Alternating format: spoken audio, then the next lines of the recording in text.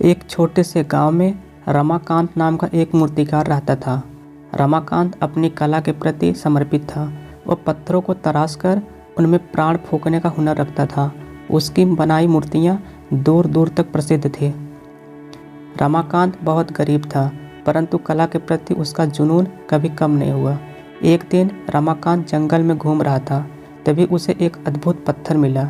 वो पत्थर बिल्कुल चमकीला और पारदर्शी था। रमाकांत ने पहले कभी ऐसा पत्थर नहीं देखा था। उसे लगा कि इस पत्थर से वो एक अद्भुत मूर्ति बना सकता है। रमाकांत ने उस पत्थर को घर लाकर उसे तराशना शुरू किया। उसने दिन रात मेहनत की। कई महीनों बाद मूर्ति बनकर तैयार हुई। वह मूर्ति एक देवी की थी। वह मूर्ति इतनी सुंदर थी कि देखने वालों का मन मोह लेती थी। रमाकांत अपनी मूर्ति को लेकर राजा के दरबार में गया। राजा ने मूर्ति देखकर बहुत प्रसन्न व्यक्त की। उसने रमाकांत को बहुत पुरस्कार दिया। रमाकांत की मूर्ति राजा के दरबार में स्थापित कर दी गई। कुछ दिनों बाद रमाकांत बीमार हो गया। उसे पता चला कि अब उसकी मृत्यु निकट है। उसने अपने बेटे को बुलाया और उसे मूर्ति के बारे में बताया। उसने कहा, ये जितनी भी मूर्तियाँ मैंने बनाया है, सभी के सभी मूर्ति बहुत ही विशेष हैं। इसकी देखभाल करना तुम्हारा कर्तव्य है। फिर धीरे धीरे समय बीतता गया और एक दिन रमाकांत की मृत्यु हो गई। अब उसका बेटा पिता के बताए गए बातें को सोचकर मूर्ति की देखभाल करने लगा। वह हर दिन मूर्ति को साफ करता और उसकी पूजा करता। एक दिन एक तूफान आया। तूफान इतना भयंकर था कि उसने रमाकांत के घर को तबाह कर दिया और सभी के सभी मूर्तियां भी क्षतिग्रस्त हो गई। रमाकांत का बेटा बहुत दुखी हुआ। उसने सोचा कि अब मूर्ति को ठीक करना असंभव है। उसी समय एक ऋषि वहां आए। उन्होंने मूर्ति को देखा और कहा, यह मूर्ति बहुत ही विशेष है, इसे ठीक किया जा सकता है। ऋषि ने मूर्ति को ठीक करने में मदद की। मूर्ति पहले जैसे ही सुंदर बन गई। रमाकांत का बेटा बहुत खुश हुआ। उसने ऋषि को धन्यवाद दिया। ऋषि ने कहा, यह मूर्ति कला और भक्ति का प्रतीक है। इसकी देखभाल करना तुम्हारा कर्तव्य है। रमाकांत का बेटा ऋषि की बातों को समझ गया। उसने मूर्ति की देखभाल करने का वचन दिया। मूर्ति कई सालों तक रमाकांत के परिवार में रही। यह मूर्ति कला और भक्ति का प्रतीक बन गई। कुछ साल बीत गए। रमाकांत का बेटा युवराज अब एक कुशल मूर्तिकार बन चुका था। वह न केवल अपने पिता की तरह पत्थरों को तराशता था, बल्कि लकड़ी और धातु में भी प्राण फूंकने का हुनर रखता था। एक दिन राजा ने युवराज को अपने दरबार में बुलाया। राजा ने युवराज को बताया कि वह नगर के मंदिर के लिए एक नई मूर्ति बनवाना चाहता है। ये मूर्ति भगवान विष्णु की होनी चाहिए और इतनी सुंदर होनी चाहिए कि देखने वालों को भगवान के परम आनंद का अनुभव हो। युवराज राजा के आदेश का स्वीकार करने के लिए झुका और काम शुरू कर दिया। यह कार्य बहुत कठिन था। युवराज चाहता था कि मूर्ति न केवल सुंदर हो, बल्कि उसमें भगवान विष्णु की दिव्यता और शांति भी झलके। कई महीनों तक युवराज ने दिन रात मेहनत की। वह भोजन करना, सोना भी भूल जाता था। एक रात युवराज को बहुत निराशा हुई। उसे लगा कि वह राजा की अपेक्षाओं को पूरा नहीं कर पाएगा। वह निराश होकर मंदिर गया और भगवान विष्णु से प्रार्थना करने लगा। उसने कहा, हे भगवान, मुझे आपकी कृपा की आवश्यकता है। आप मुझे यह मूर्ति बनाने में सहायता करें। युवराज ने पूरी रात प्रार्थना की। सुबह सूर्योदय के समय उसे अचानक एक विचार आया। वह मूर्तिशाला वापस गया और नई ऊर्जा के साथ काम करने लगा। कुछ दिनों बाद मूर्ति बनकर तैयार हो गई। यह मूर्ति अद्भुत थी। भगवान विष्णु की शांत मुद्रा, उनका चतुर्भुज रूप और उनके चेहरे पर दिव्य मुस्कान, सब कुछ इतना जीवंत था कि लगता था मानो भगवान विष्णु स्वयं उपस्थित हों। जब राजा ने मूर्ति देखी तो वह सोच में पड़ गए, जैसे भगवान विष्णु स्वयं आ गए हों। फिर राजा ने युवराज की प्रशंसा की और उसे कई सारे उपहार दिए। मूर्ति को मंदिर में स्थापित किया गया और हजारों लोगों ने मूर्ति के दर्शन करके शांति का अनुभव किया। युवराज को खुशी थी कि उसने राजा के अपेक्षाओं को पूरा कर लिया, परंतु इससे भी ज़्यादा खुशी उससे इस बात की थी कि उसकी कला से लोगों को सुकून और आनंद मिलता था। युवराज अब एक प्रसिद्ध मूर्तिकार बन चुका था। लोग दूर दूर से उसके पास आते थे और उससे मूर्तियाँ बनवाने का अनुरोध करते थे। युवराज हर मूर्ति में अपनी पूरी श्रद्धा और कलात्मक कौशल समाहित कर देता था। उसकी मूर्तियाँ न केवल सुंदर होती थी बल्कि उनमें एक खास ऊर्जा भी होती थी जो देखने वालों को प्रभावित करती थी। एक दिन एक अमीर व्यापारी युवराज के पास आया। व्यापारी ने युवराज से अपनी पत्नी की एक मूर्ति बनाने का अनुरोध किया। व्यापारी की पत्नी का कुछ समय पहले ही निधन हो गया था और वह चाहता था कि उसकी पत्नी की याद को हमेशा के लिए संजो कर रखा जाए। युवराज ने व्यापारी की बात सुनी और उसे थोड़ा समय देने का आश्वासन दिया। वह जानता था कि यह कार्य आसान नहीं होगा। मूर्ति में न केवल व्यापारी की पत्नी शारीरिक समानता लानी थी बल्कि उसमें उनकी दयालुता, प्रेम और कोमलता का भाव भी झलकना था। कुछ दिनों तक युवराज व्यापारी से उसकी पत्नी के बारे में बातें करता था। उसने उनकी प्रेम कहानी, उनके जीवन के सुख दुख और उसकी पत्नी के व्यक्तित्व के बारे में जाना।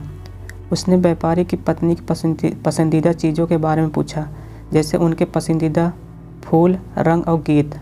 इस जानकारी के आधार पर युवराज ने काम शुरू किया। उसने संगमरमर के एक टुकड़े को चुना और धीरे धीरे उसे तराशना शुरू किया। वह व्यापारी की पत्नी के चेहरे पर एक कोमल मुस्कान, उनकी आंखों में प्रेम और उनकी मुद्रा में शांति उकेरना चाहता था। हफ्तों तक काम करने के बाद मूर्ति बनकर तैयार हो गई। जब व्यापारी ने मूर्ति देखी तो वह भावुक हो गया। मूर्ति बिल्कुल उसकी पत्नी जैसी लग रही थी, मानो वह जीवित हो उठी हो। व्यापारी युवराज को धन्यवाद देते हुए रो पड़ा। उसने कहा, आपने मेरी पत्नी की आत्मा को पत्थर में कैद कर दिया है। आपने मुझे एक अनमोल उपहार दिया है। यह घटना युवराज के जीवन में एक महत्वपूर्ण मोड़ साबित हुई। उसने महसूस किया कि उसकी कला न केवल सौंदर्य का बल्कि भावनाओं और यादों का भी माध्यम है। उसकी कला लोगों को अपने प्रियजनों के साथ जुड़ने और उनके दुख को कम करने में मदद कर सकती है। इस घटना के बाद युवराज ने ऐसे कई लोगों के लिए मूर्तियाँ बनाई जो अपने प्रियजनों को खो चुके थे। अपनी कला के माध्यम से उसने लोगों को अपने दुख से उभरने और प्रियजनों को यादों को सहेजने में सहायता की। युवराज अपने पिता की विरासत को न केवल आगे बढ़ा रहा था बल्कि उसमें एक नया आयाम भी जोड़ रहा था। युवराज अब एक सम्मानित मूर्तिकार बन चुका था। उसने कई वर्षों तक कड़ी मेहनत और लगन से अपनी कला को निखारा था। उसके पास धन दौलत की कमी नहीं थी, परंतु उसे एक नई चुनौती का सामना करना था। एक दिन एक युवा कलाकार शिवानी युवराज के कार्यशाला में आई। शिवानी भी एक प्रतिभाशाली मूर्तिकार थी। उसकी कला में एक अलग तरह की ऊर्जा और ताजगी थी। शिवानी ने युवराज से अनुरोध किया कि वह उसे अपना शिष्य बना ले। युवराज पहले हिचकिचाया। वह सोचता था कि शायद उससे सीखने के लिए कुछ नया नहीं मिलेगा, परंतु शिवानी की लगन और दृढ़ता देखकर युवराज ने उसे अपना शिष्य बनाने का फैसला किया। शिवानी ने युवराज से पत्थर तराशने की तकनीकी सीखी, परंतु उसने अपनी कलात्मक शैली भी विकसित की। शिवानी अपनी मूर्तियों में आधुनिकता और परंपरा का मिश्रण करती थी। कुछ समय बाद शिवानी की प्रतिभा सभी को आकर्षित करने लगी। उसे कई प्रदर्शनियों में भाग लेने का अवसर मिला और उसकी कला को काफ़ी सराहना मिली। कुछ लोगों का मानना था कि शिवानी जल्द ही युवराज से भी ज़्यादा प्रसिद्ध हो जाएगी। यह बात युवराज के मन में ईर्ष्या पैदा कर सकती थी, परंतु ऐसा नहीं हुआ। युवराज को शिवानी की सफलता पर खुशी हुई। उसे गर्व था कि उसने एक प्रतिभाशाली कलाकार को निखारने में मदद की है।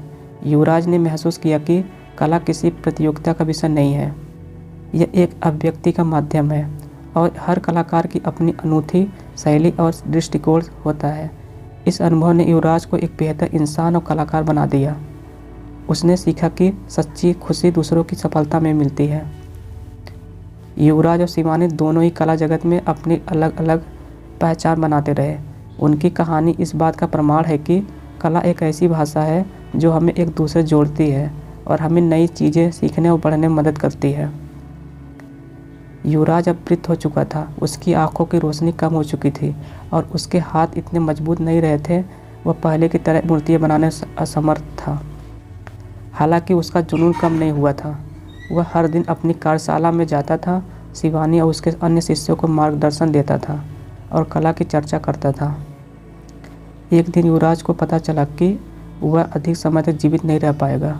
उसे लगा कि उसके पास एक आखिरी कृति बनाने का अवसर है। वह चाहता था कि यह कृति उसकी कलात्मक यात्रा का सार प्रस्तुत करे। युवराज ने सोचा विचारा और फैसला किया कि वह अपनी आखिरी मूर्ति अपने पिता रमाकांत की बनाएगा। वह उस मूर्ति में अपने पिता के दृढ़ संकल्प, समर्पण और कला के प्रति प्रेम को दर्शाना चाहता था। उसने शिवानी को बताया कि वह क्या करना चाहता है। शिवानी उसे पूरा सहयोग दिया। वह युवराज को पत्थर तराशने में मदद करती थी और उसके निर्देशों का पालन करती थी। हफ्तों तक काम करने के बाद मूर्ति बनकर तैयार हो गई। यह मूर्ति रमाकांत की एक साधारण सी मूर्ति थी, परंतु उसमें एक असाधारण शक्ति थी। मूर्ति में रमाकांत की आंखों में एक दृढ़ चमक थी, जो मानो कह रही हो कि कड़ी मेहनत और समर्पण से कोई भी सपना पूरा किया जा सकता है। युवराज अपनी आखिरी कृति से बहुत खुश था। उसने महसूस किया कि उसने अपनी विरासत को सुरक्षित कर लिया है। कुछ दिनों बाद युवराज शांति से सो गया। युवराज की मृत्यु के बाद उसकी आखिरी कृति को कला जगत में काफ़ी सराहना मिली। मूर्ति न केवल रमाकांत की बल्कि हर कलाकार की कहानी बताती थी जो अपने जुनून का पीछा करता है और दुनिया को कुछ खास उपहार देना चाहता है। युवराज की कहानी हमें सिखाती है कि कला का सच्चा सार शोहरत या धन दौलत में नहीं, बल्कि जुनून, समर्पण और मानवता के प्रति प्रेम में निहित है। ये कहानी हमें यह भी याद दिलाती है कि कला एक ऐसी विरासत है जो पीढ़ी दर पीढ़ी आगे बढ़ती है और हमें अपनी जड़ों से जुड़े रहने में मदद करती है। दोस्तों, ये कहानी आपको कैसी लगी नीचे कमेंट में ज़रूर बताएं। अगर यदि आपको यह कहानी पसंद आई हो, एक लाइक, यदि आप चैनल पर नए हो चैनल को ज़रूर सब्सक्राइब करें, जिससे नए वीडियो जब भी अपलोड करें नोटिफिकेशन पहले आपको मिले। आज के लिए इतना ही दोस्तों, मिलते हैं आपसे अगले वीडियो में। धन्यवाद दोस्तों।